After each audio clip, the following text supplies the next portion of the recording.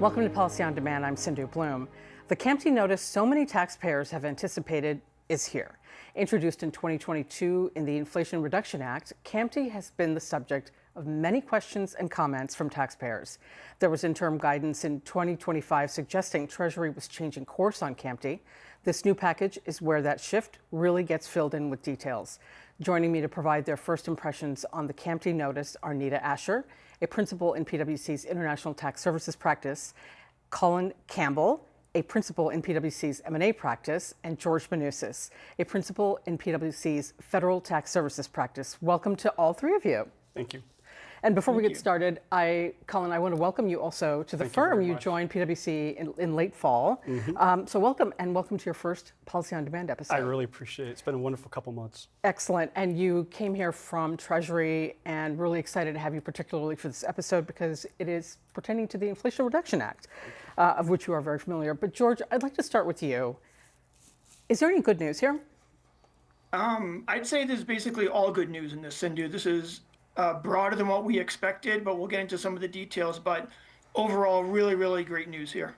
Excellent. And what does it add from the previous pieces of guidance, as well as does it put structure around, like change in direction? Yeah, I'll highlight some of the bigger issues in here, and I put into two categories. There's new items, and then there's items that have been expanded upon that we've seen before. In terms of new items, it's the much talked about 174 fix for the catch-up of the 2022 to 2024 174 capitalized and unamortized amounts. There's a fix for that in the notice. A new rule dealing with Section 181, which is film production costs, and then a new AFSI adjustment also for materials and supplies. And then I'll get into there's two items of expanded AFSI adjustments. One deals with repairs. The original repairs AFSI adjustment was somewhat limited, much to the surprise of a lot of folks. It's been expanded now to cover basically all repairs. And then the AFSI adjustment for 197 goodwill has also been expanded a little more broadly as well. So we've got new items in here, some original ones that we've had before, but now they've been expanded in a little broader application. All right, thanks for that. And this next question, I want to come to you, Nita, and George, I'd like you to weigh in as well. Where are companies most likely to be surprised?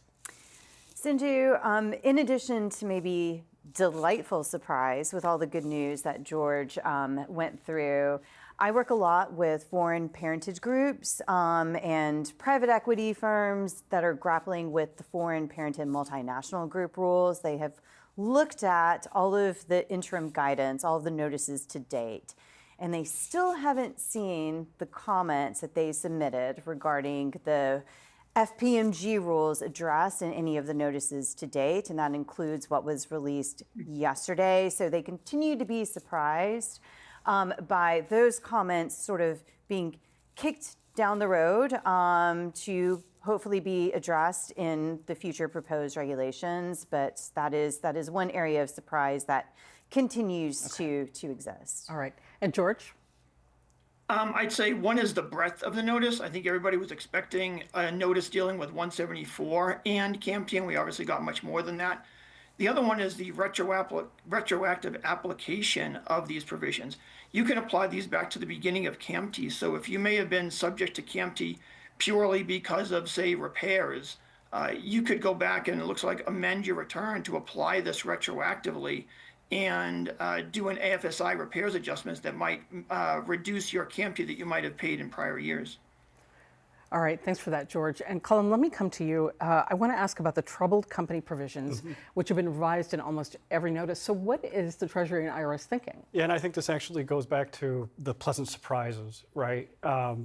Since Treasury and IRS started putting out guidance, it was always to get the troubled companies outside the CAMT. And the guidance has basically just moved in a straight line to, be responsive to taxpayer comments, to make the rules more, can be applied with more certainty, maybe more flexible. And then you had a little bit of a glitch in the prior notice, which, just dealing with emergence from bankruptcies, which is a pure book event.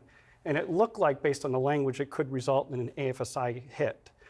Treasury went back and IRS, and they tweaked that for this round of guidance. What I think is interesting is that it looks like when you look at that prior guidance that perhaps there's a proposed reg that's being drafted side by side. Because when you look at the mechanics of that language, it looks like it's perhaps reflective of some base rules that they're developing. So I think it's very exciting that you can perhaps see the proposed reg being drafted at the same time. So. Right. All right, and there, Colin, I want to stay with you. There's also a change that Treasury refers to as a clarification. Yeah. What is this? I like this one because when I was still at Treasury, we tried to make this clarification. I think that, so basically this is just to provide extra clarity that the consolidated 108 rules apply for attribute reduction in CAMT. But the takeaway is this, it's really something where it said, no, we really mean it. And I think for our clients and for whatnot, if you do have uncertainty, I think it's good to raise your hand and perhaps, because it seems like Treasury and IRS are receptive to making these rules more certain. Okay, and Nita, let me come to you for this next one. Does this affect companies that thought CAMT didn't apply to them? Potentially, Sindhu. There are companies that live in a liminal state here where they are under the general AFSI thresholds, but they still have a filing obligation that can be quite extensive.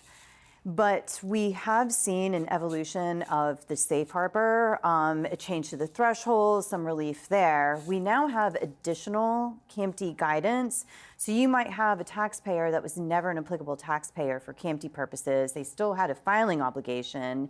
They can recompute their AFSI and see maybe for purposes of future tax returns, they don't even have to file the Form 4626, which could be helpful within their organization. So it's not necessarily turning off the CAMT taint. It's these group of companies that are not an applicable taxpayer but still have the filing obligation.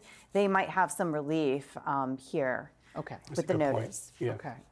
And Colin, and George and Nita, I'd love for you to jump in as well. But Colin, are there any traps that companies should be aware of? Well, I think the traps come from the very helpful reliance language and that the flexibility that Treasury and IRS have provided for taxpayers. But what comes with that is maybe 4, 5, 6 different reliance provisions. And so it's not so much a trap for unwary as much as it is just making sure that you're within those provisions and making sure you're satisfying the consistency requirements. Absolutely. I echo the comments on consistency. In the international space, the rules come, the reliance on the proposed regulations come as a package deal. So we might have companies that are happy with the change to the anti-abuse rule in 56 Cap A-4 and how it's changed to a rebuttable presumption instead of a per se rule. Not only do they have an evidentiary requirement, which is in the notice, set out in the notice, but also there's consistency when you have to apply certain rules as a package deal. So it's something to also keep in mind as we're digesting all of the new guidance. I would just simply say that a lot of the new rules are applicable for your computation of AFSI and determining your CAMT liability, but they are not applicable in determining whether you're an applicable corporation. So folks, even though we're going to have to do some more calculations to determine our liability, keep in mind that these do not apply for applicable corporation status. So you kind of ignore a lot of these when you're doing that first step. All right, and final question for all of you. We'll start with Nita, then Colin, and the last word will be with George. Nita, is there one step that you'd recommend as you're speaking with companies about what to do next as it pertains to this? Revisit CAMT calculations. All right, Colin?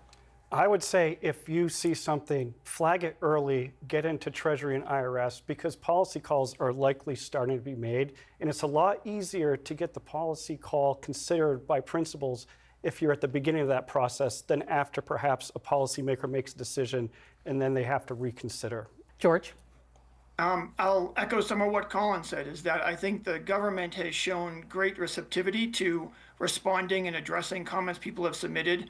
It's never too late to submit comments. We are not scheduled to get proposed drugs until the end of the year. So even though it's a long way away, the government will clearly take into account and look to see if they can remedy any comments or any concerns that folks have with the CAMT calculation. Yeah, I would echo what George said, just because as someone who was a primary drafter of the first round of rules and then continued to implement taxpayer feedback, George is 100% right. Stay with Policy on Demand because there's more to come on the latest CAMT guidance. Thank you for spending this time with us, and take care.